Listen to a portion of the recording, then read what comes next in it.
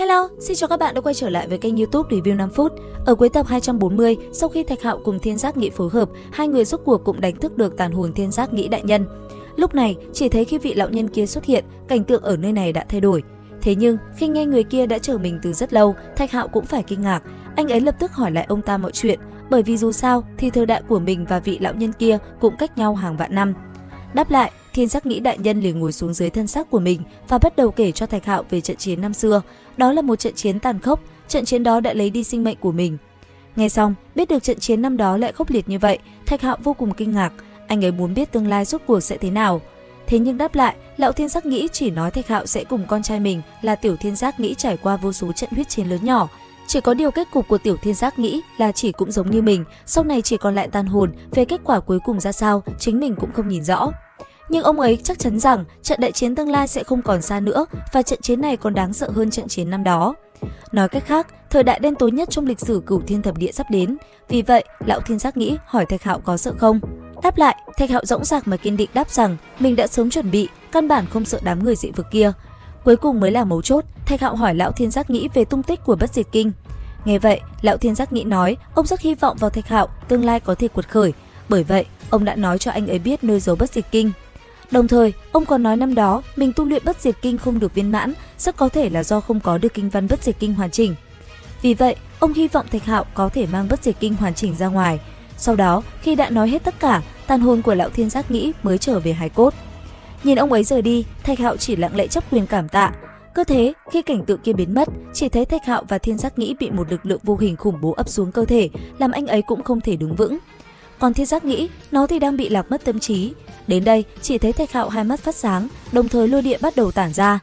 Ngay sau đó, Thạch Hạo gầm lên một tiếng, kinh khí ầm ầm tản ra, một luồng năng lượng kinh người bạo phát tỏa ra xung quanh như muốn phá nát hư không. Thế nhưng, cũng nhờ năng lượng vừa bộc phát, Thạch Hạo cuối cùng cũng phá được luồng áp lực vô hình khi nãy ập tới mình và Thiên Giác Nghĩ, làm nó tỉnh lại. Tuy nhiên, khi Tiểu Thiên Giác Nghĩ tỉnh lại, nó lại chưa khôi phục thần trí. Ngay lập tức, chỉ thấy thân ảnh khổng lồ của nó hiện ra. Sau đó, nó bắt đầu vận lực trong cơ thể chuẩn bị tấn công Thạch Hạo. Thấy vậy, Thạch Hạo cũng lập tức vận toàn lực trong cơ thể. Ngay sau đó, anh ấy tạo ra một cái màn chắn. Khoảnh khắc Thiên Giác Nghĩ đánh vào, một trận rung động ầm ầm bạo phát, kinh khí kinh người tản ra xung quanh, tầng tầng lớp lớp. Đến đây, Thạch Hạo buộc phải đập cho con kiến kia tỉnh táo lại. Bởi vậy, anh ấy lập tức thi triển côn bằng pháp, giữa hư không, phù văn liền sáng lên. Ngay sau đó, một bàn tay khổng lồ vàng rực xuất hiện. Theo cử động của Thạch Hạo, bàn tay kia liền lao tới rồi trực tiếp đập vào người Thiên Giác Nghĩ. Chỉ thấy uỳnh một tiếng, Thiên Giác Nghĩ bị đè bẹp, hư ảnh khổng lồ kia biến mất sau lớp khói bụi, rồi hóa thành một con kiến nhỏ. Đến đây, khi Tiểu Thiên Giác Nghĩ tỉnh lại, nó cảm thấy vô cùng mơ hồ. Ngay lập tức, nó hỏi Thạch Hạo xem đã lấy được Bất Diệt Kinh hay chưa. Đáp lại, Thạch Hạo cũng kể qua cho nó nghe một chút những việc mà mình gặp phải. Sau đó, hai người liền rời khỏi nơi này. Tuy nhiên, Thạch Hạo vừa đưa Tiểu Thiên Giác Nghĩ ra ngoài, anh ấy cùng con kiến nhỏ liền trở thành tiêu điểm của mọi người. Điều này cũng bởi Tiểu Thiên Giác Nghĩ dù sao cũng là hậu nhân của Thập Hung, có nó, những đồ tốt đi kèm là không thiếu thứ gì. Vì vậy, khi Thạch Hạo vừa đi ra, chỉ thấy nơi này đã tập trung rất đông người, còn có cả những lão già của Tiên Viện và Thánh Viện cũng ở đây. Lại một lần nữa, họ muốn lôi kéo Thạch Hạo gia nhập học viện của mình. Đáng tiếc, Thạch Hạo liền từ chối một cách thẳng thừng. Thế nhưng, khi Thạch Hạo chuẩn bị đưa Tiểu Thiên Giác Nghĩ rời đi, Vương gia và Phong tộc lại muốn ép anh ấy để Tiểu Thiên Giác Nghĩ lại. Đáp lại, Thạch Hạo chỉ lạnh lùng nói, thứ này là của mình, không cho phép kẻ nào lấy đi. Nghe vậy, mấy lão gia hỏa kia vô cùng sôi máu. Thế nhưng, ngay khi đại chiến chuẩn bị diễn ra, thì đại trưởng lão Mạnh Thiên đã từ hư không xuất hiện trực tiếp bảo vệ Thạch Hạo. Hơn nữa, vừa tới, đại trưởng lão Mạnh Thiên đã liền sỉ nhục hai gia tộc Trường Sinh một trận. Lần này ông vì Thạch Hạo mà không chừa chút thể diện nào cho cả hai nhà. Phụ thân của Yêu Nguyệt Quân Chúa thấy vậy thì liền lôi kéo Thạch Hạo, thậm chí lão còn muốn gả cô con gái bảo bối của mình cho Thạch Hạo.